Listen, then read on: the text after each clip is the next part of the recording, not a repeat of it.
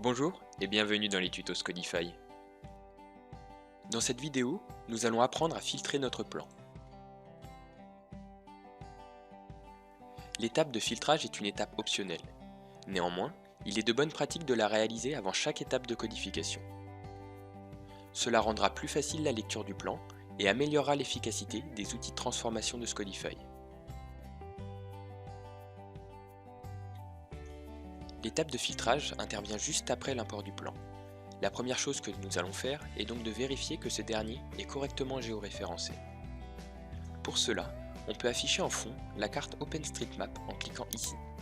On voit ainsi, après un bref chargement, la cartographie de la région dans laquelle on se situe. On s'assure ainsi du géoréférencement de notre plan.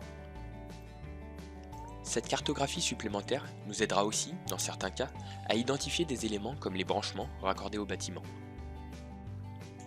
On peut maintenant débuter l'étape de filtrage. Cette liste représente la liste des calques issus du fichier d'origine importé. Certains d'entre eux sont décochés. Cela signifie qu'ils sont masqués. Scodify garde masqués les calques s'ils l'étaient déjà dans le fichier importé. La première méthode de filtrage est de sélectionner un élément du plan que l'on ne souhaite pas traiter et de masquer son calque. Ici, prenons une courbe de niveau. Cela sélectionne automatiquement le calque correspondant CN1 dans la liste. On masque l'intégralité du calque contenant cet élément en cliquant sur la ligne. On pourra masquer de cette manière tous les calques contenant des éléments qui ne nous intéressent pas. Par ailleurs, si on connaît les calques du plan contenant les éléments que l'on souhaite traiter, on peut procéder de manière inverse, pour filtrer plus rapidement. Procéder de manière inverse, cela signifie qu'on commence par masquer tous les éléments du plan en cliquant sur « Cacher les calques ». Puis, on va afficher uniquement les calques voulus. On cherche et on clique sur Back Regard pour afficher tous les équipements. Ensuite, on utilise le champ de recherche pour afficher toutes les canalisations et les étiquettes.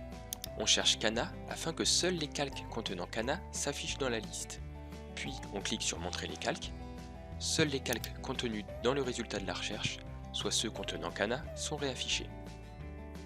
On finalise le filtrage en utilisant la multisélection par boîte pour supprimer les derniers éléments non nécessaires à la transformation.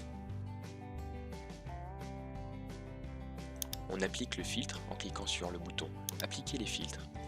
La vue est maintenant resserrée et centrée sur les éléments visibles.